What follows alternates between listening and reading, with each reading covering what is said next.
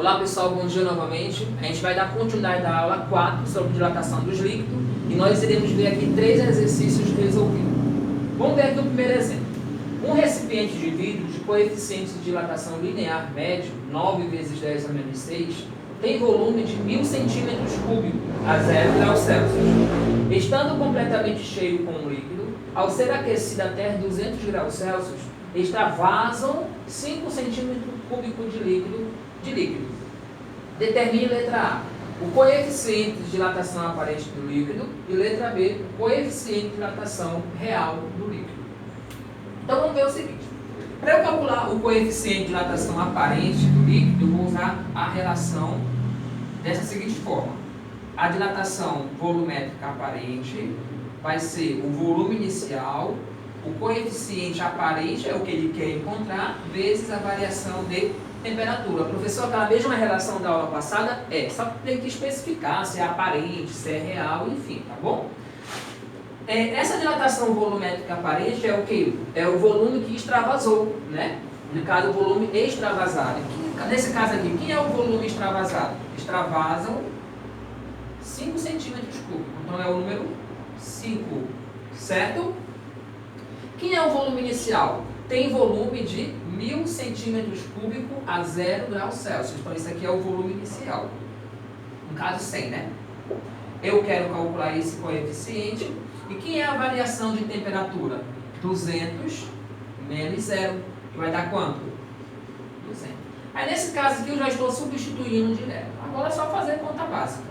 Nesse caso aqui, 1000 vezes 2000 dá quanto? 20.000. É isso? Tranquilo. O que eu posso fazer mais aqui? Colocar em notação científica. 20.000 é 2 vezes 10 a quarta. Certo? Ah, professor. Se ele está multiplicando, ele passa o quê? A dividir. Então, o coeficiente aparente vai ser 5 dividido por 2, tem 5 reais para dividir para duas pessoas, dá quanto? 2,5, R$2,50. Vezes 10, esse 4 está positivo, vem negativo. Grau Celsius a menos. Então, o coeficiente aparente é de 2,5 vezes 10 a menos 4. Certo? Tranquilo? Letra B, o coeficiente de dilatação real do líquido. Para eu calcular o coeficiente de dilatação real, eu vou pegar o coeficiente aparente, somar com o coeficiente do recipiente, ok? Do frasco, certo? Agora é o seguinte, só tem uma observação aqui, ó. Esse recipiente aqui vai ser 3 vezes o alfa, né? Que é o volume, o coeficiente de dilatação volumétrica, é o cubo, no caso é 3 vezes, né? É o triplo desse coeficiente. O recipiente, tá? Só o recipiente. Vamos substituir aqui. Quem é o aparente? Está aqui, 2,5 vezes 10 a menos 4. Quem é o alfa? O linear está aqui, ó, ele te deu um problema. 9 vezes 10 a menos 6. Certo? Aí eu vou multiplicar, primeiramente, 3 vezes 9, 27.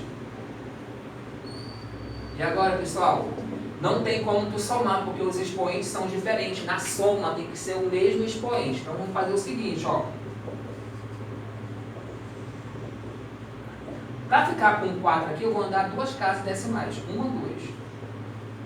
Pronto. Tirei 2 casas. Aí ficou menos 4. Agora sim. 2,5 mais 0,27 dá quanto? 2,77 vezes 10 a menos 4 Celsius. Ok? Tranquilo? Bem fácil, né? Próximo. Um recipiente contém 500 centímetros cúbicos de mercúrio a temperatura de 20 graus Celsius. Qual será o volume ocupado por esse mercúrio a temperatura de 70 graus Celsius? Considere o coeficiente de dilatação cúbica, ele já te deu, né, do mercúrio igual a 180 vezes 10 a menos 6. Então a gente vai usar essa formulazinha aqui, ó. No caso aqui, V0, os pincéis não funcionam, ele quer o volume final. Então volume final vai ser V0 vezes 1 mais o coeficiente do mercúrio vezes a variação de temperatura. Certo? Essa formulazinha aqui você já tem uma ideia. Lá nas aulas anteriores eu me demonstrei para calcular o volume final. Então é isso que a gente vai fazer. Vamos substituir as relações que nós temos aqui, os valores. Quem é o volume inicial? Aqui, ó. 500. Certinho? Agora, vou repetir o 1. Quem é, no caso aqui, o coeficiente? 180 vezes 10 a menos 6. Pessoal, não precisa multiplicar por 3, porque ele já te deu o volume da dilatação cúbica, não é dilatação linear, dilatação cúbica, ou seja, só substitui direto. E quem é a variação de temperatura? Final menos inicial. Aqui, ó, 70 menos 20, que vai dar quanto? 50. Aí você faz a substituição normal. Aí, ó, o que a gente vai fazer aqui? Multiplica esse carinha aqui com esse daqui, que dá quanto? 18 vezes 5 dá quanto? 90. Aí acrescenta esses dois zeros. Agora, qual é o próximo passo? Eu não tenho como somar esse carinha. Qual é a ideia que eu vou fazer aqui? Eu vou andar 6 casas, né? Porque são 6 negativos. Então, 1, 2, 3, 4, 5, 6. Então, 0,09. Pronto, eliminei a base. Agora eu posso somar. 1 mais 0,09 vai dar quanto? 1,09. Não é isso? Tranquilo? 1,09. Certo aí?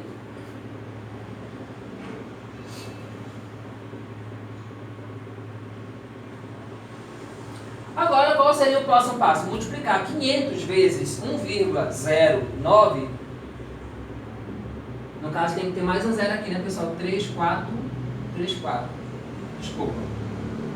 Aí só tem que ter cuidado, né, na hora de resolver essa conta. Então, tem mais um zero. E mais um zero aqui, né? Porque são 6 casas decimais. 1, 2, 3, 4, 5, 6. Beleza?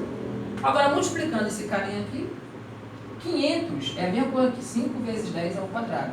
1,009 é 1009 vezes 10 a menos 3. Multiplica esse carinha com esse, dá quanto aqui? 5 vezes 9, 45, vai 4. 5 vezes 0 é 0, fica o 4.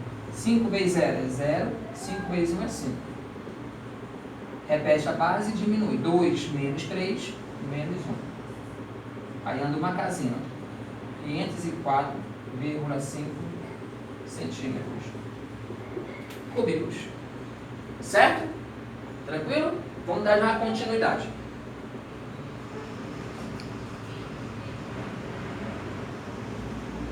Ok.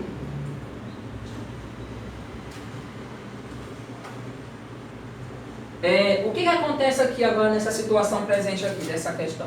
R3. Justifique de modo sucinto a afirmação: um corpo flutua em água a 20 graus Celsius. Quando a temperatura da água subir para 40 graus Celsius, o volume submerso do corpo aumentará? No caso, ele está afirmando aí, aumentará. Por quê? Nesse caso aí, no intervalo considerado, sim, não é isso? A densidade da água diminui, o que acontece, né, no caso aí, com a água? A densidade da água vai diminuir, e o que vai acontecer aí com a temperatura? Vai aumentar ou diminuir? Se a densidade da água diminui, há um aumento de temperatura, a temperatura vai aumentar. Ou seja, o corpo torna-se mais denso e afunda. Tá bom? Essa seria a ideia. Então a gente vai colocar aqui, ó. Então acontecerá o quê? No intervalo considerado, né? A densidade da água diminui, logo a densidade da água diminui com o aumento da temperatura. Portanto, logo a água, portanto, a água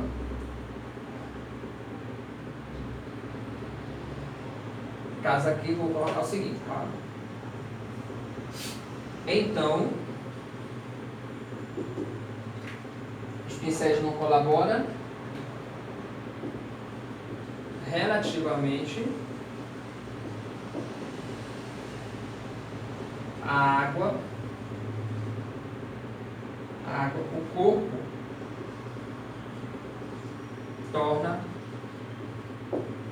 torna-se mais denso e afunda. Então essa seria a resposta mais adequada. No intervalo considerado, a densidade da água diminui com o aumento da temperatura. Então, relativamente à água, o corpo torna-se mais denso e afunda. Tá? Tranquilo? Gente, essa foi a aula, né, a aula 4, e esse exercício resolvido. Espero que vocês tenham entendido essa parte. Tá? Qualquer dúvida que vocês tiverem, pode me procurar no PV. E até a próxima aula, se Deus quiser. E estuda, né? Que eu só aprendo se eu estudar, se eu praticar. Não tem por onde correr. Tchau, tchau.